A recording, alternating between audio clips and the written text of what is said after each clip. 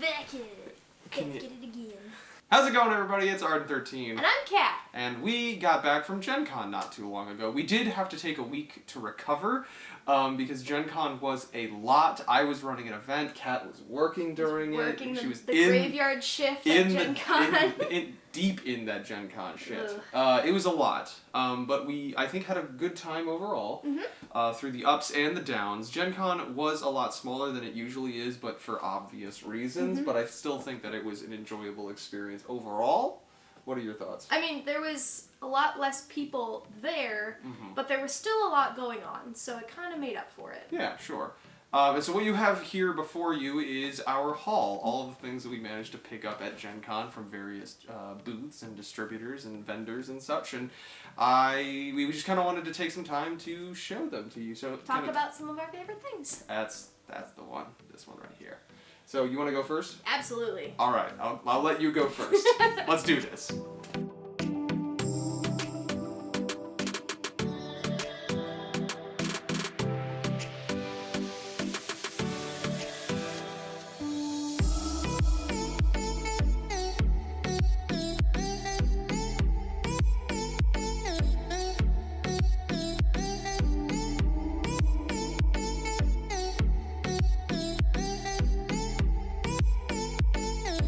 So the first thing that I wanted to talk about was actually the first thing that I got, which is this little guy. This is Graham, and he is from a business called Tasty Peach Studios. Tasty Peach Studios. They have a whole line of like s'mores themed dinosaurs, and I thought he was super cute, so I had to get him. They're actually based in Indiana, which I was super excited about too. So they have a physical store in Beech Grove. So we might be taking a trip up there anyway. But yes, so this was the first thing that I got. He's super cute and super cuddly, and just look at those little cheeks. Definitely something that I needed during Gen Con. I needed something to cuddle and get through the rough times, so. So one of the things that I wanted to talk about that we were able to pick up are actually two items that I have been meaning to pick up for a very long time, but they've just been really, really hard to come by. And those are these two books here, Changeling the Lost and Deep Magic. Both of these books are tabletop oriented. Changeling the Lost is a World of Darkness, new World of Darkness game. It is the sequel to Changeling the Dreaming, and I use the term sequel very, very loosely. But the basic premise of the game is that you are an escaped changeling from the world of the Fae, escaping the Fae Lords who are looking to collect you back.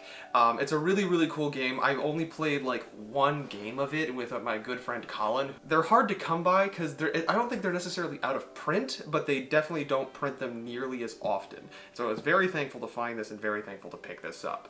Deep Magic, on the other hand, it's made by Kobold Press, and they do wonderful, wonderful works with 5th edition compatible content, and Deep Magic is like a 360-page book of just spells. There's no modules, there's no adventures, there's nothing like that, it's just magic. And so when I found Kobold Press and they had this, I had to pick it up. Super happy to have this one, and very, very excited for what Changeling the Lost, the future for that looks like in this household. Another book that we ended up picking up is this book called Wander Home. Now, I actually didn't get this at their booth. I didn't know that they had a booth at Gen Con until I walked in already having held this book. We actually picked this up from another game store in Indianapolis, but the premise of it is very, very loose game mechanics. You're basically playing a happy little animal, and you're exploring the wilderness, doing a lot of collaborative storytelling. There's an option in here where you don't even need a GM. You're just sitting around with your friends talking about a story and making it up as you go, which I thought was super cool. The art is just gorgeous and cute, and so I really wanted to pick this up because I saw a TikTok on it, and I was obsessed.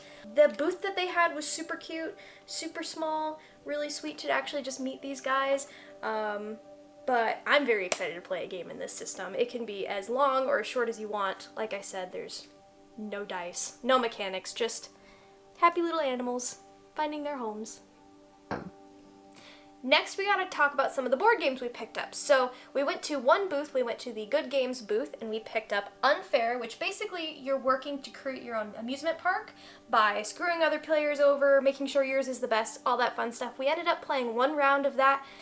We also ended up picking Guildmaster from Good Games. This isn't one we've cracked open yet, but I am still super excited. The other game that we picked up was this Tic-Tac-KO, Dragons vs. Unicorns. And we actually got that one for free because we ended up buying 3 of the t-shirts from that booth, and they're like, pick up a game as well. So I thought that was really genius.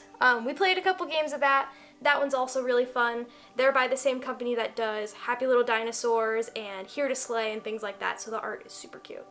I want to take this opportunity to talk about the big purchases that we made at Gen Con that weekend.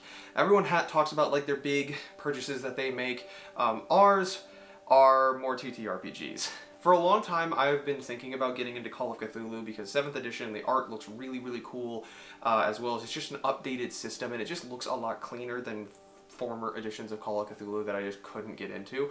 Also, I had my aversions to like dealing with eldritch horror kind of stuff, but as I realized over the past like 2 years, a lot of the games that I've been running and a lot of the games that I've been playing in have kind of been dealing with those themes of eldritch horror, so it just seemed like a very easy transition to walk up to their booth and grab the slipcase for all of the things that I need to play 7th edition Call of Cthulhu, including the Investigators book, which Investigators are the player characters, and then the Keepers book, which is the GM's book. There's also a kind of a GM's kit included in the slipcase, which I think is really cool. It includes a screen and a number of like cheat sheets and handouts and things that the GM can use.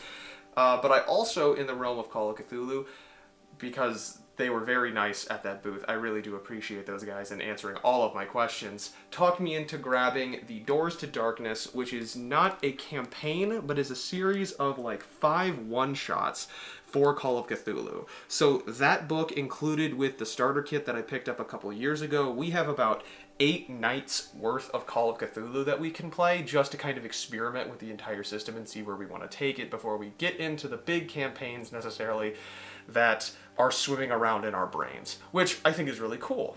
At that same booth, I was really interested and turned on to the idea of Runequest. I had never heard about Runequest, and to be frankly honest, it is hard for me to continue to say Runequest because what's stuck in my brain is RuneScape, but that's beside the point.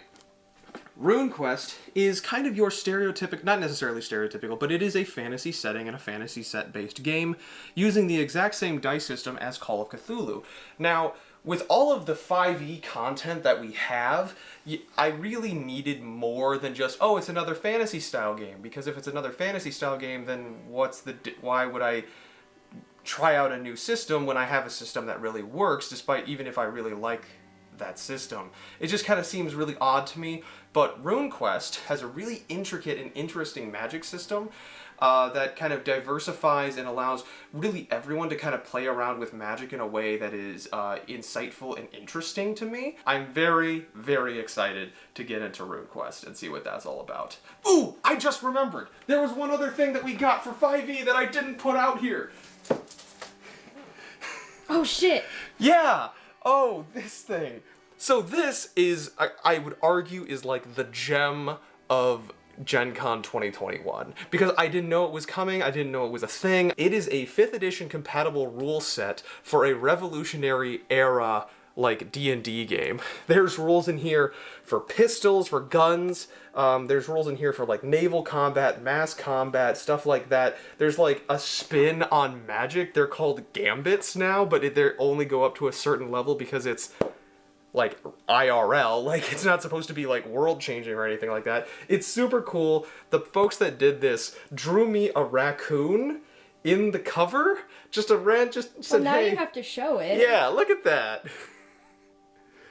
The little trash panda. It was just, they were really cool to hang out with and just a really wholesome interaction, but also just one of those things one of those unique treasures that you don't expect to find at Gen Con. So as you can probably tell, our walls are a little bare. Mm-hmm.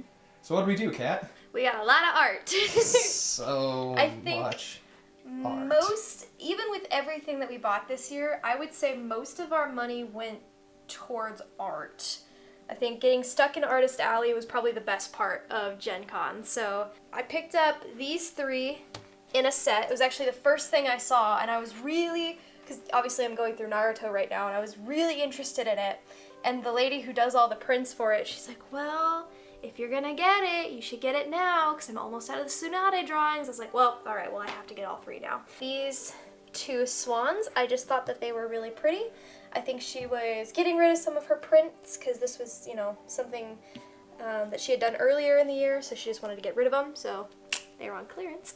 This one right here, the dude who did the drawing for he's basically creating an entire city, an entire world all to himself, and just doing drawings based off the city, and some of the stuff that he was doing was really, really cool. And obviously as a world builder, anytime someone's like, yeah, I'm just drawing what happens in my city, I'm like, well, you got me hooked there. Just the detail in here was very, again, we were talking about Eldritch Horror not too long ago, but it's also like very Bloodborne to me, yeah, which I'm super into, so had to throw down on that one.